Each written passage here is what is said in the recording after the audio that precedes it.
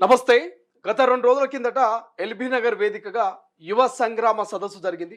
ఆ సదస్సులో వందలాది మంది, వేలాది మంది నిరుద్యోగులు అండ్ దాంతోపాటు ప్రధాన ప్రతిపక్ష నేతలు ఇటు కేటీఆర్ కావచ్చు, సబితాయింద్ర రెడ్డి కావచ్చు, చాలామంది నేతలతో కూడా ఆ వేదిక మీద రాష్ట్ర ప్రభుత్వాన్ని ప్రశ్నిస్తూనే మరి నిరుద్యోగులకు అండగా నిలబడే పరిస్థితి మనం చూస్తాం.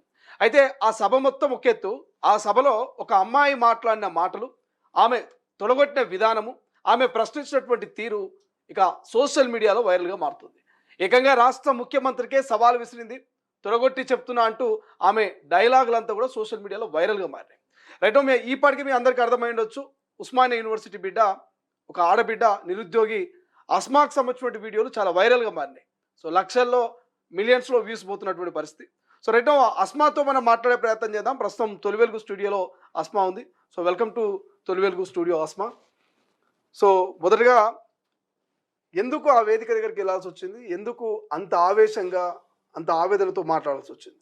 ఎందుకు వెళ్ళాల్సి వచ్చిందంటే అదొక నిరుద్యోగుల సదస్సు కాబట్టి నిరుద్యోగులకు సంబంధించిన ఏ సభకైనా మేము ఖచ్చితంగా వెళ్ళి తీరాల్సిందే. అది బీఆర్ఎస్ పెట్టిందా, బీజేపీ పెట్టిందా, కాంగ్రెస్ పార్టీ పెట్టిందా, ఏదైనా కాంగ్రెస్ పార్టీ ఎట్లాగో అధికారంలో ఉంది కాబట్టి పెట్టదు.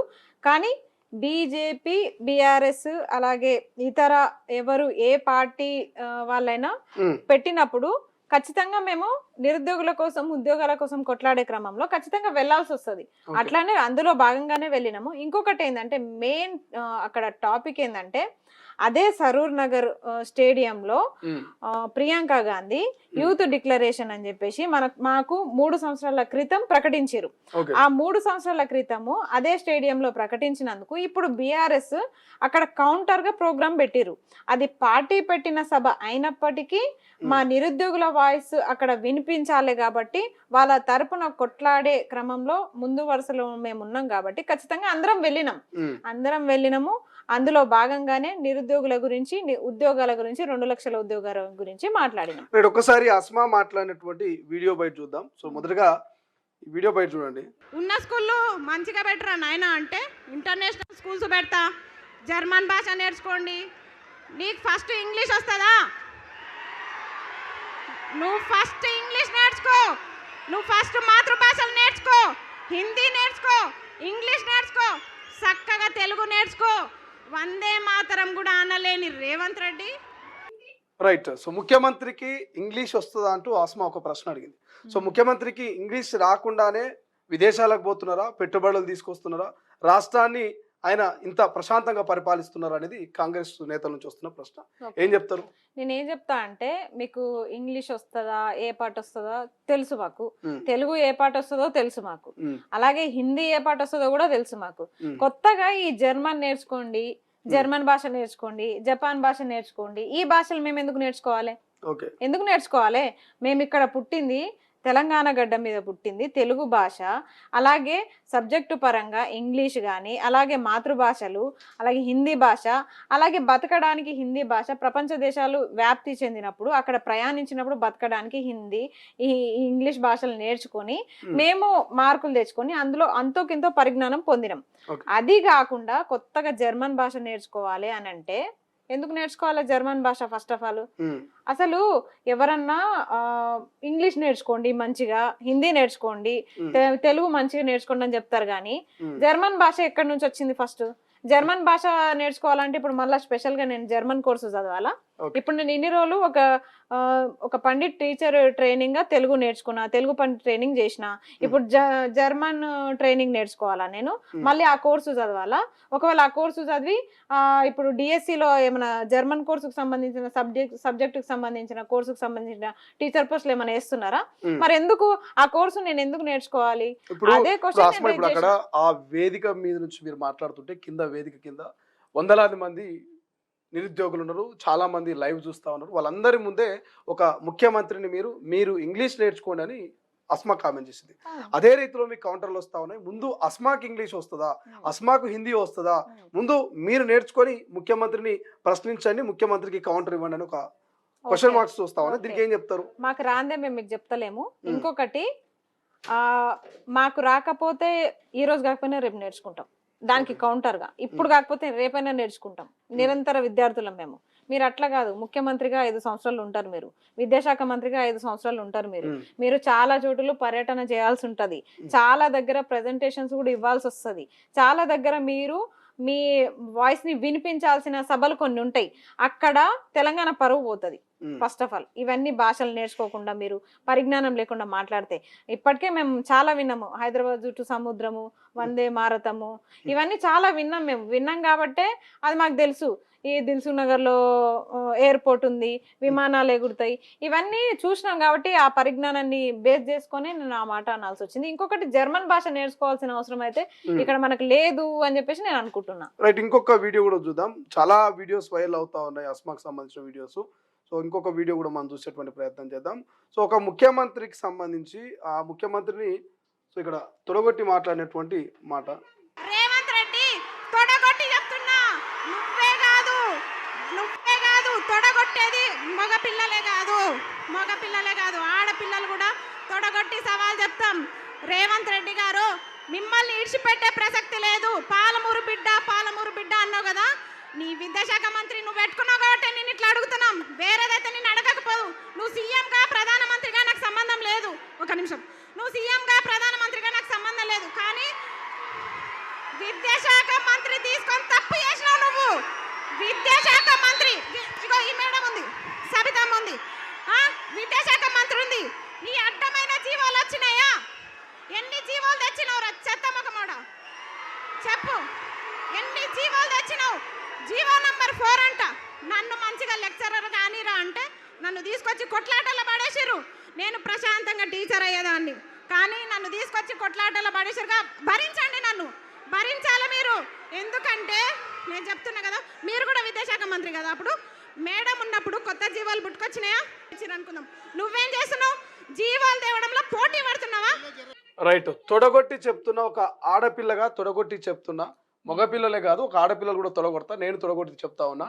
నిన్ను వదిలిపెట్టారని ఒక రాష్ట్ర ముఖ్యమంత్రికి ఒక సవాలు హెచ్చరిక జారీ చేస్తున్నట్టు తెలుస్తా ఉంది. రాష్ట్ర ముఖ్యమంత్రికి నేను చెప్పలే, నేను చెప్పింది మా విద్యాశాఖ మంత్రికే చెప్పిన. ఇప్పుడు కూడా చెప్తున్నా, క్లియర్ గా వినండి. నేను చెప్పింది విద్యాశాఖ మంత్రికి. విద్యాశాఖ మంత్రి తన దగ్గర ఉంచుకున్న రేవంత్ రెడ్డికి. ఎందుకు చెప్తున్నా అంటే, విద్యాశాఖ మీ దగ్గర ఉండడం వల్లనే కదా మేము విద్యార్థులుగా నిరుద్యోగులుగా నష్టపోతున్నాం. కనీసము కొన్ని జీవోలు ఉన్నాయి, కొన్ని బాధలు ఉన్నాయి, కొన్ని వినతులు ఉన్నాయి, అవి వినే ప్రయత్నం కూడా మీరు చేయనప్పుడు మీరు విద్యాశాఖ మంత్రిగా వేస్ట్ అని చెప్పే ప్రయత్నంలో భాగంగానే అది. అవును, మరి మంచిగా చెప్తే వింటలేరు కదా, ఆ రేంజ్ లో చెప్పకపోతే మా నిరుద్యోగులు నిరుత్సాహపడుతున్నారు. చాలా మంది నిరుద్యోగులను ఉత్సాహపరచడానికి తొడలు కూడా కొడుతుంది అస్మా, బరాబర్. ఎందుకంటే నేను తెలంగాణ బిడ్డని, మా వ్యూవర్స్ కూడా చూస్తా ఉన్నారు, తొడగొట్టండి మరొకసారి. ఖచ్చితంగా ఇప్పుడు కూడా కొడతా. ఎందుకంటే మా నిరుద్యోగులు ఈ మాత్రం పౌరుషాన్ని చూపించకపోతే తెలంగాణ గడ్డ పైన వాళ్ళు నిరుసాహానికి గురై చాలా మంది 20 మంది ఆత్మహత్యలు చేసుకున్నాం. 20 మంది పొట్టన పెట్టుకున్న ఘనత మీది. 20 మంది పేర్లు కనీసం వాళ్ళ సంతాప సభ కూడా ఏర్పాటు చేయనట్టి విద్యాశాఖ మంత్రి మీరు. ఇప్పుడు గత ప్రభుత్వంలో నిరుద్యోగులు చనిపోయారు, ఈ ప్రభుత్వంలో కూడా చనిపోతారు. తేడా ఏముంది? మీరు కరెక్ట్ పాయింట్ కి వచ్చారు. సో సంపినోళ్ళే సంతాప సభ పెట్టినట్టున్నది అని ఒక చర్చ జరుగుతా ఉన్నది. సో గత బీఆర్ఎస్ సర్కార్లో చాలా మంది నిరుద్యోగులు ఆత్మహత్యలు చేసుకున్నారు. సో అప్పుడు పరామర్శించిన పాపాన పోలేదు ఒక చర్చ జరుగుతుంది. సో వాళ్ళు మళ్ళీ ఇప్పుడు మీతో సభ పెట్టడం ఏంది? ఇది సంపినోళ్ళే సంతాప సభ పెట్టినట్టుగా ఉన్నది, కలిసి ఇంత భోజనాలు చేసినట్టుగా ఉన్నదని ఒక విమర్శ వస్తున్నది. ఏం చెప్తారు మీరు? మరి వాళ్ళని కూడా ప్రశ్నించారు కదా గతంలో మీరు. వాళ్ళ అరాచకాలు భరించలేక అప్పుడు నోటిఫికేషన్స్ లేవని కొంతమంది పేర్లు చెప్పి మరి నిరుద్యోగులు చనిపోయారు. ఇప్పుడు మీకు ఉద్యోగాలు ఇస్తాము, మీకు మేమున్నాము, నిరుద్యోగుల పక్షాన మేమున్నాము, 2 లక్షల ఉద్యోగాలు ఇస్తామని హామీ ఇచ్చి వీళ్ళు తడిగుడ్డతోటి వీళ్ళు గొంతు కోసి వీళ్ళు కూడా నిరుద్యోగుల చావులకు కారణం. వాళ్ళని పక్కన పెట్టుకొని వాళ్ళ పక్కన కూర్చొని ఆ వేదిక మీద మాట్లాడేది కదా. గతంలో వాళ్ళని విమర్శించారు, ఇప్పుడు వీళ్ళని విమర్శిస్తున్నారు. మళ్ళీ రేపు ఎవరు విమర్శిస్తారు? అంటే మీరు అనేది ఏంది అంటే, వీళ్ళు ఉద్యోగాలు ఇస్తామని మోసం చేసినా మేము గెలిపించినాం కాబట్టి, బీఆర్ఎస్ మోసం చేసింది కాబట్టి వీళ్ళని ప్రశ్నించొద్దా? ఎందుకు ప్రశ్నించొద్దు వీళ్ళని? అవును, మరి వీళ్ళు మమ్మల్ని మోసం చేసిరు, వాళ్ళు మాకు ఉద్యోగాలు ఇస్తామని ఎక్కడా చెప్పలేదు, ఏ మేనిఫెస్టోలో ప్రకటించలేదు బీఆర్ఎస్ పార్టీ. ఇంటికో ఉద్యోగం వాళ్ళ నోటి మాట, ఆ నోటి మాటల్ని మేము వీళ్ళేమైనా బాండ్ పేపర్ నమ్మము. రాసిచ్చారా? బరాబర్ మేనిఫెస్టోలో ప్రకటించారు, తీసి చూడండి. ఇదే వేదిక పని ఇప్పుడు మేనిఫెస్టో కొట్టి చూడండి, కాంగ్రెస్ మేనిఫెస్టో అని. ఏ పార్టీ అయినా ఒక మేనిఫెస్టో పెడుతుంది కదా, ఆ బీఆర్ఎస్ అయినా మేనిఫెస్టోలో మేనిఫెస్టో ప్రకటిస్తుంది కదా. మేనిఫెస్టోలో 2 లక్షల ఉద్యోగాలని ఏ పార్టీ ప్రకటించలేదు. అభయహస్తం మేనిఫెస్టోలో 2 లక్షల ఉద్యోగాలు, యువ వికాసము, నిరుద్యోగ భృతి, విద్యార్థి భరోసా కార్డు, ఫీజు రియంబర్స్మెంట్లు, ఫ్రీ స్కూటీలు మహిళలకి, ఇవన్నీ విద్యార్థులకి సౌకర్యాలు ఇస్తాము అని చెప్పేసి ఏ పార్టీ కూడా ప్రకటించలేదు. ఒక్కగానొక్క పార్టీ కాంగ్రెస్ పార్టీ ప్రకటించింది. అక్కడ మేము బెండ్ అయినాం, అక్కడ మేము అట్రాక్ట్ అయిపోయినాం. అక్కడ ఏ పార్టీ కూడా అట్లా ప్రకటించలేదు కాబట్టి కాంగ్రెస్ పార్టీకి మేము మొగ్గు చూపినాం, కాంగ్రెస్ పార్టీ సైడ్ నిలబడ్డాం మేము. ఓకే, అలాంటిది ఈ రోజు ఇట్లా చేస్తుంటే మరి వాళ్ళు 4గురిని చంపిరని మీరు 20 మందిని చంపుతారా? అంటే ఇట్లా నిరుద్యోగులు చచ్చిపోతూనే ఉంటారు, మీరు అధికారంలోకి వస్తూనే ఉంటారు, మీరు ప్రభుత్వాలను ఏర్పాటు చేసుకుంటారు, మా నిరుద్యోగులకు మాత్రం ఉద్యోగాలు ఇవ్వరు. మరి అడగొద్దా మేము? అంటే మీకు ఓటేసినాం కాబట్టి వాళ్ళు మోసం చేసిరు, మీరు నిలబడండి అని మిమ్మల్ని నిలబెట్టినందుకు ఇప్పుడు మీరు మమ్మల్ని అడగొద్దు అంటారా? రైట్. ఒకసారి కాంగ్రెస్ నేతలు మీ సభ గురించి, నిరుద్యోగుల గురించి ఏం మాట్లాడుతున్నారు చూద్దాం. చెనగాని దయాకర్ మీకు తెలుసు, గతంలో నిరుద్యోగుల పక్షాన నిలబడ్డ వ్యక్తి. సో ఆయన ఏం మాట్లాడుతున్నారు చూద్దాం. ఈయన నిరుద్యోగుల పక్షాన్ని నిలబడ్డారా? నిరుద్యోగులు పోటీ పరీక్షకు ప్రిపేర్ అయ్యే నిరుద్యోగులు ఏ ఒక్కరు కూడా వెళ్ళలేదు. కొంతమంది నిరుద్యోగుల ముసుగు వేసుకొని దళారులు, దొంగలు ఇవాళ రాజకీయ పార్టీలకు అమ్ముడు పోయి మేము నిరుద్యోగులు మాట్లాడితే వాళ్ళని మేము నిరుద్యోగులు పరిగణించాం. తెలంగాణ రాష్ట్రంలో ఇవాళ లైబ్రరీలలో లేకపోతే ఉస్మానియా యూనివర్సిటీలలో ఇవాళ సీరియస్ గా ప్రిపేర్ అవుతున్నటువంటి నిరుద్యోగుల పక్షాన ముఖ్యమంత్రి గారి ప్రభుత్వం వాళ్ళకు ఉద్యోగాలు ఇచ్చి వాళ్ళని ప్రభుత్వ ఉద్యోగం తీర్చిదిద్దాలనేది మా యొక్క సంకల్పం. ప్రైవేటు రంగాలలో, ప్రభుత్వ రంగాలలో. సో కాంగ్రెస్ పార్టీ నేతలు చెప్తా ఉన్నాడు క్లియర్ గా, సో మీరందరూ కూడా నిరుద్యోగులు కాదు, దళారులు, దొంగలు అని చెప్తా ఉన్నారు. సో ఏం చెప్తారు, దళారులు, దొంగలు అని చెప్తా ఉన్నారు. దళారులు, దొంగలు అంటే నిజంగా అనవసరంగా పళ్ళు రాలగొట్టుకునే పరిస్థితి తెచ్చుకోవద్దు చెప్తున్నాం. ఎందుకంటే అసలు ఏ అర్హత లేని వ్యక్తులు కూడా ఈ రోజు మా నిరుద్యోగుల గురించి తప్పుడు కూతలు కూస్తే మాత్రం మర్యాదగా ఉండదు. సీరియస్ గా చెప్తున్నాము. ఎందుకంటే మీలాగా పార్టీ ముసుగులో, రాజకీయ ముసుగులో కొన్ని ఎంట్రన్స్లలో మార్కులు రాకపోయినా కొన్ని సీట్లు సంపాదించుకొని ఈరోజు డాక్టరేట్ పట్టా పొందిన చరిత్రలు మాకేం లేవు. మేము కష్టపడి చదివినాము, ఎంట్రన్స్లు రాసినాము, 1:2 వరకు పోయినాము. మీరు ఏవైతే 70,000 ఉద్యోగాలు ఇచ్చినామని చెప్తున్నారో ఆ 70,000 ఉద్యోగాల్లో 1:2 సెలక్షన్ లో కూడా మేము అందరం ఉన్నాము. మీకు దమ్ముంటే మళ్ళా కూడా వెరిఫికేషన్ కి వస్తాము, మళ్ళా కూడా వస్తాము. మేము ఆ లిస్ట్ లో ఉన్నామో లేదో ఒకసారి మళ్ళా చూసుకుంటే మంచిది. అసలు ఏ అర్హత లేని దొంగ నాయకులు మా గురించి మాట్లాడాల్సిన అవసరం లేదు. బల్మూర్ వెంకట్ కావచ్చు, ఎమ్మెల్సీ ఇప్పుడు విప్పుగా ఉన్నటువంటి అద్దెంకి దయాకర్ కావచ్చు, లేకపోతే డాక్టర్ రియాజ్ కావచ్చు, వీళ్ళంతా కూడా చెప్తా ఉన్నారు కొంతమంది పెయిడ్ ఆర్టిస్టులు వీళ్ళు డబ్బులకు అక్కడ వాళ్ళ దగ్గర డబ్బులు తీసుకొని ఈ రకమైనటువంటి ప్రొవిగేట్ చేస్తా ఉన్నారు, ప్రభుత్వాన్ని బదలాం చేస్తున్నారని కొంత ఓపెన్ చెప్తా ఉన్నారు వాళ్ళు. సో కేటీఆర్ ఇచ్చిన సవాల్ కూడా వాళ్ళు స్వీకరిస్తూ 70,000 ఉద్యోగ నోటిఫికేషన్ అధికారికంగా మేము చూపించడానికి సిద్ధమని అంటున్నారు. సో ఏం చెప్తారు, నిజంగా పెయిడ్ ఆర్టిస్టులేనా నిరుద్యోగులు కొంతమంది? అవును, కొంతమంది ఏంది, మేమందరం కూడా పెయిడ్ ఆర్టిస్టులమే. ఫస్ట్ మేము కాంగ్రెస్ పార్టీ మమ్మల్ని కొనుక్కున్నది 2023లో. అప్పుడు పెయిడ్ ఆర్టిస్టులం, అప్పుడే అయిపోయినాం మేము. అప్పుడు 2023లో కొనుక్కొని కాంగ్రెస్ పార్టీని అధికారంలోకి తెచ్చుకున్నారు వాళ్ళు. తర్వాత ఏమైతుందంటే ప్రశ్నించినందుకు ఇప్పుడు బీఆర్ఎస్ పెయిడ్ బ్యాచ్ అయిపోయినాం మేము. ఇట్లా వాళ్ళకు అనుకూలంగా ఉన్నప్పుడు వాళ్ళు కొనుక్కుంటారు, వీళ్ళకి అనుకూలంగా ఉన్నప్పుడు వీళ్ళు కొనుక్కుంటారు. మధ్యలో మేము పెయిడ్ బ్యాచ్లమే, వీళ్ళు కొనుక్కునే బ్యాచ్లు. కొనుక్కున్న వాళ్ళు దొరలు, మేము అమ్ముడు పోయిన వాళ్ళం దొంగలం. అస్మానా, పింక్ అస్మానా అంటే ఏం చెప్తావు? ఇక్కడ ఏ కలర్ కనిపిస్తుంది? అసలు రెడ్ కలర్ కనిపిస్తుంది. మరి దీంట్లో ఎట్లా పింక్ కలర్ వచ్చిందో నాకు అర్థమైతలేదు. అందరూ సోషల్ మీడియా కాంగ్రెస్ అఫీషియల్ పేజీలోనే ఆమె పింక్ ఆస్మా అని చెప్పేసి క్లియర్ చెప్తా ఉన్నారు. పింక్ అట్లా ఆస్మా ఎట్లా అయింది? 2023లో మీకు ప్రచారాలు చేసినప్పుడు మాత్రం కాంగ్రెస్ అస్మా అయిందా? కాంగ్రెస్ నిరుద్యోగి స్వచ్ఛమైన నిరుద్యోగి అయిందా? ఇప్పుడు 2026కి వచ్చేసరికి అస్మా ప్రశ్నిస్తుంది కాబట్టి ఇప్పుడు పింక్ అస్మా అయిపోయిందా? రెడ్ కలర్ ఉన్న నా స్కార్ఫ్ ని పింక్ కలర్ చేసేసి పింక్ అస్మా అని చెప్పేసి పింక్ నిరుద్యోగి అని చెప్పేసి ట్రోల్ చేస్తున్నారు కదా.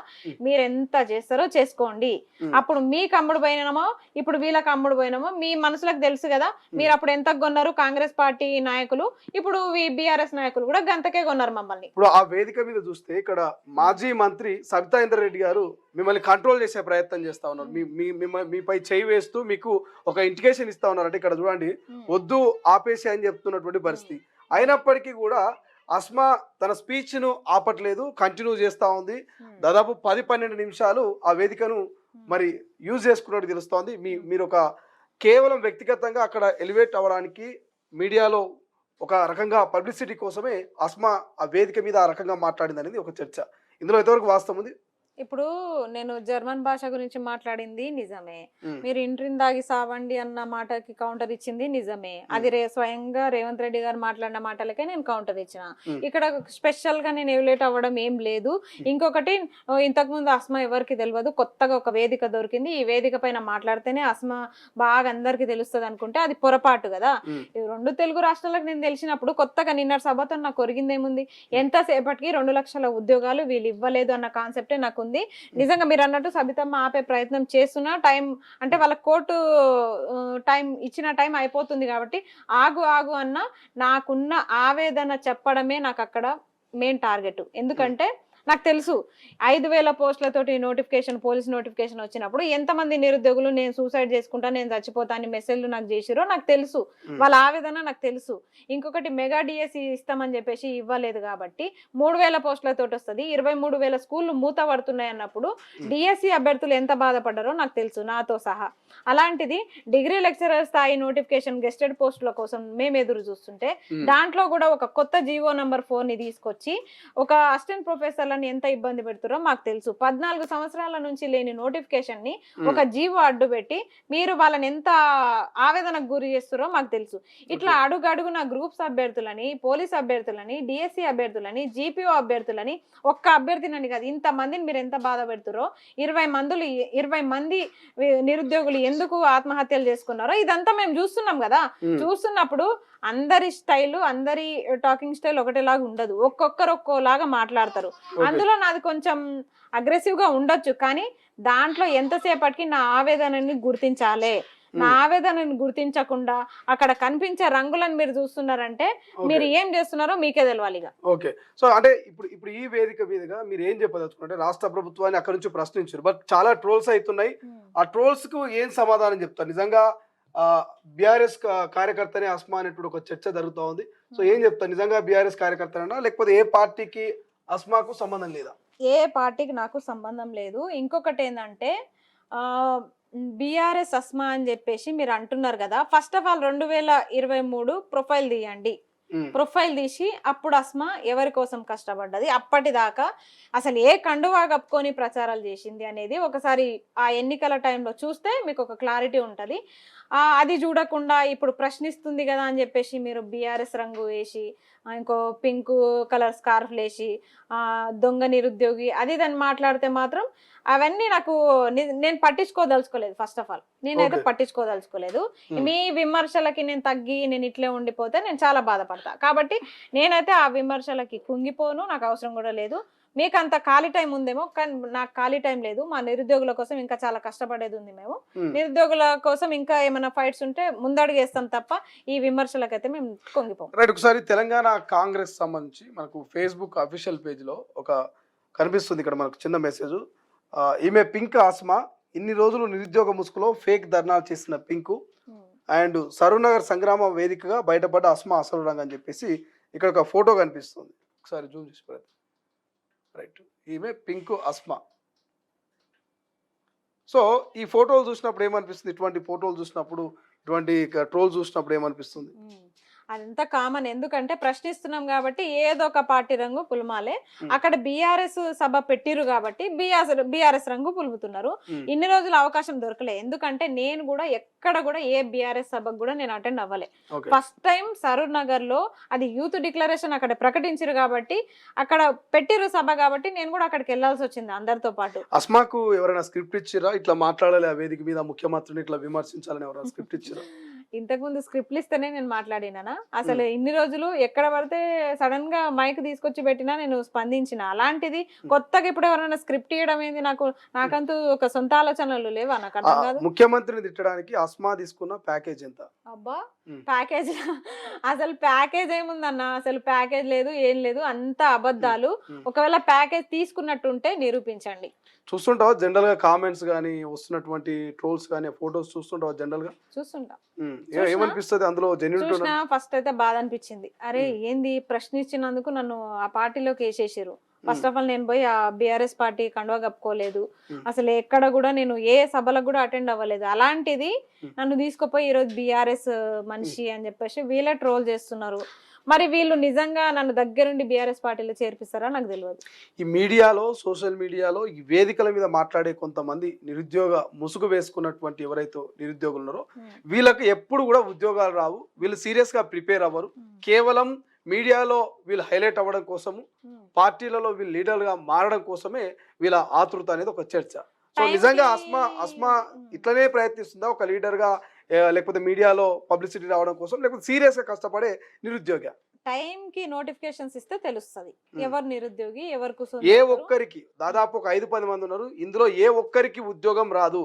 వీళ్ళు మళ్ళీ వీళ్ళు నిరుద్యోగులుగా రోడ్ల మీదకి వచ్చి ధర్నాలు చేస్తారు తప్ప వీళ్ళు ఉద్యోగం సాధించుకొని వీళ్ళు ఉద్యోగానికి వెళ్ళరనేది కాంగ్రెస్ నేతలు మాట్లాడుతున్నారు. ఓపెన్ ఛాలెంజ్ అన్ని మాటలు మాట్లాడుతున్నారు కదా, నోటిఫికేషన్స్ ఇవ్వండి కదా, నోటిఫికేషన్స్ ఇవ్వండి కదా, జాబ్ కొట్టే మాట్లాడతాం, జాబ్ కొట్టే చూయిస్తాం, జాబ్ కొట్టిన తర్వాతనే మాట్లాడతాం మీ దగ్గర. ఫస్ట్ నోటిఫికేషన్స్ అయితే ఇవ్వండి కదా, మెగా డిఎస్సి ఇవ్వండి, గురుకుల నోటిఫికేషన్ ఇవ్వండి, డిగ్రీ లెక్చరర్ నోటిఫికేషన్ ఇవ్వండి, జేఎల్ ఇవ్వండి, ఎస్ఐపిసి ఇవ్వండి, అన్ని 2 లక్షలకి తగ్గకుండా మీరు నోటిఫికేషన్స్ ఇవ్వండి.